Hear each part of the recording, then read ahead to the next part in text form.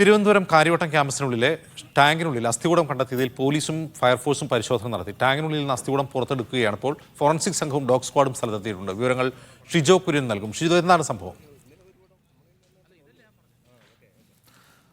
അജിംസ, ഇന്നലെയാണ് കാര്യവട്ടം ക്യാമ്പസിന്റെ ബോട്ടണി ഡിപ്പാർട്ട്മെന്റിനോട് ചേർന്നുള്ള പഴയ വാട്ടർ ടാങ്കിനുള്ളിൽ ഒരു അസ്ഥികൂടം കാണുന്നത്. ഈ അസ്ഥികൂടം ഇപ്പോൾ പുറത്തെടുക്കുന്നതിനായിട്ടാണ് ഫയർഫോഴ്സും ഡോഗ് സ്ക്വാഡും അടക്കമുള്ള സംഘം ഈ കാര്യവട്ടം ക്യാമ്പസിനുള്ളിൽ എത്തിയിട്ടുള്ളത്.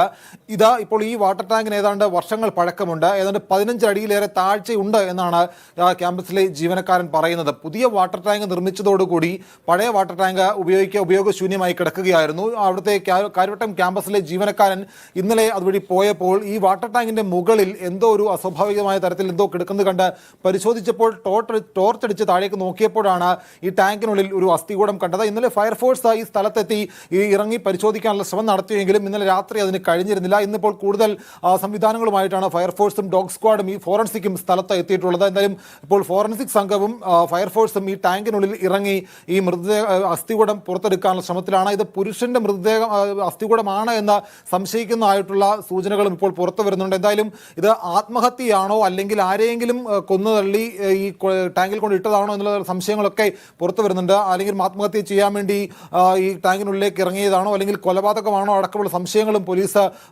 ഉന്നയിക്കുന്നുണ്ട്. ഏതായാലും ശ്രീകാര്യം പോലീസും കഴക്കൂട്ടം പോലീസുമാണ് ഇതിപ്പോൾ അന്വേഷണം നടത്തുന്നത്. എന്തായാലും ഈ അസ്ഥികൂടം പുറത്തെടുത്ത് വിശദമായ പരിശോധനയ്ക്ക് ശേഷമേ ഇതിപ്പോൾ എന്ത് സംഭവിച്ചതാണ് എന്നുള്ള കാര്യം അറിയാൻ കഴിയുകയുള്ളൂ. ഏതാണ്ട് വർഷങ്ങൾക്ക് മുമ്പും സമാനമായ രീതിയിൽ കാര്യവട്ടം ക്യാമ്പസിന്റെ കുറ്റിക്കാട്ടിനുള്ളിൽ ഒരു അസ്ഥികൂടം കണ്ടെത്തിയിരുന്നു. അത് പിന്നീട് നടത്തിയ പരിശോധനയിൽ 1 വർഷങ്ങൾക്ക് ശേഷമാണ് ആ മൃതദേഹം, ആ അസ്ഥികൂടം പുരുഷൻ്റെതാണെന്ന് കണ്ടെത്തിയത്. എന്തായാലും അതേ രീതിയിൽ തന്നെയുള്ള ഒരു സംഭവമാണ് ഇപ്പോൾ കാര്യവട്ടം ക്യാമ്പസിന്റെ ബോട്ടണി ഡിപ്പാർട്ട്മെന്റിന് സമീപമുള്ള വാട്ടർ ടാങ്കിൽ നിന്ന് ഒരു അസ്ഥികൂടം കണ്ടെത്തിയിരിക്കുന്നത്. എന്തായാലും ഈ അസ്ഥികൂടം അല്പസമയത്തിനകം പുറത്തെടുക്കും. ഈ പുറത്തെടുത്തതിന് ശേഷം ഇത് വിശദമായ ശാസ്ത്രീയ പരിശോധനകൾക്ക് ശേഷമേ ഇത് ആരുടെ അസ്ഥികൂടമാണ്, എന്താണ് സംഭവിച്ചത് എന്നുള്ള കാര്യങ്ങൾ കൂടുതൽ വ്യക്തത വരികയുള്ളൂ. അജിംസ്, ഷിജോ, ഒറ്റ കാര്യം കൂടി, ഇത് ആരാണ് ആദ്യം കണ്ടത്? എന്ത് സംശയത്തെ തുടർന്നാണ് ടാങ്കിലേക്ക് ടോർച്ചടിച്ച് നോക്കിയത്?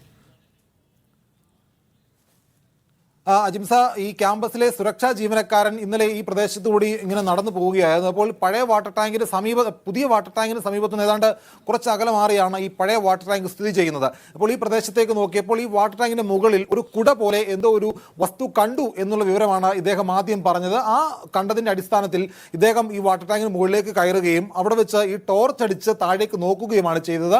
ഈ ടോർച്ച് അടിച്ച് നോക്കിയപ്പോൾ ഇതിനകത്ത് അസ്ഥികൂടം പോലെ എന്തോ ഒന്ന് കിടക്കുന്നത് കണ്ടു. പിന്നീട് കൂടുതൽ ആളുകളെത്തി ഇത് വിശദമായി പരിശോധിച്ചു. അതായത് ഇതിന് അകത്തേക്ക് ഇറങ്ങാൻ കഴിയാത്ത രീതിയിലുള്ള ഒരു സാഹചര്യമായിരുന്നു ഇന്നലെ ഉണ്ടായിരുന്നത്. പിന്നീട് പുറത്തു വെച്ച് തന്നെ ഇത് നോക്കി ഇതൊരു അസ്ഥികൂടമാണ് എന്ന് മനസ്സിലാക്കി. അതേ തുടർന്ന് ഫയർഫോഴ്സിനെ വിവരം അറിയിക്കുകയായിരുന്നു.